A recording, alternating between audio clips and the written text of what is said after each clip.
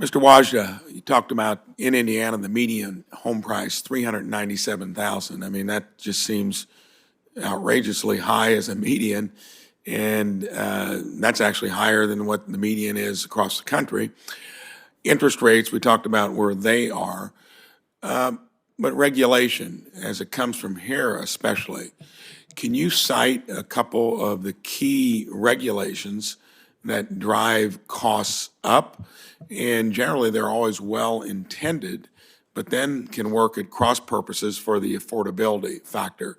If you would highlight a couple of the most challenging ones from here, and then likewise coming from our own state. Sure. Thank you, Senator Ron. The regulations are a huge factor, right? If you take you roughly 25% of the cost of a home is due to regulations. I like to say that's no sticks and that's no bricks going into the house. That's simply government regulations that further reduce housing affordability all across this great country. And so if you look at the federal level, it could be regulations dealing with stormwater. A recently Supreme Court decided case, the Sackett case dealing with wetlands on private property, are all regulations that are ultimately added to the cost when a home builder and a developer is looking to develop a piece of ground. They have to take into account those regulations and pass those costs on to the home buyer. That continues to raise the cost of housing.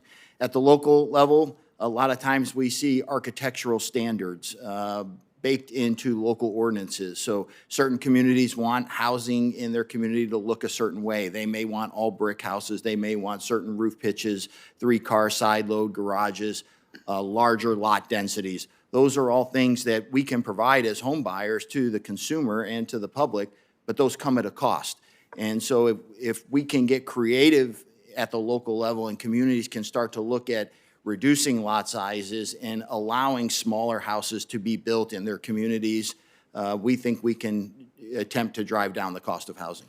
I want to give a shout out to a company in Indiana, the Cook Medical Group, who does medical device manufacturing as its business, but has taken on trying to make affordable housing something that they're going to try to make weigh in on. And in talking to Steve Ferguson, the CEO of the group, he said they found a formula to get housing in a slab home, 3 bedrooms, and I've seen them, and they are nice starter homes for between $185,000, $215,000, which all of a sudden, if you're there, even with today's interest rates, look what you're doing in terms of affordability. I don't know how far that goes into the income quartiles, but if you could do that, and he said the single biggest factor was getting the local jurisdiction to stub in utilities,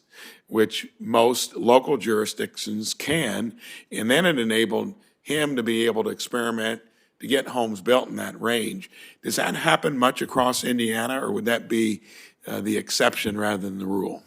I would say, Senator Braun, that's the exception rather than the rule, but it's certainly a creative approach that I think many large employers may want to look. If they need workforce, they're going to need to have some sort of cooperative agreement for housing for their workers. And Senator Braun and Chairman Casey have a lot in common in terms of a long, rich history in your states of the steel mills. And a lot of those communities were built with the assistance of those steel mills back in there to make sure that they had affordable housing for their workers close to the factories. And maybe we've got to take a look at some of those cooperative partnerships moving forward with our employment community. Well, I think that's one example to where you don't have to look here. You can take that issue into your own hands, and we've had measurable results.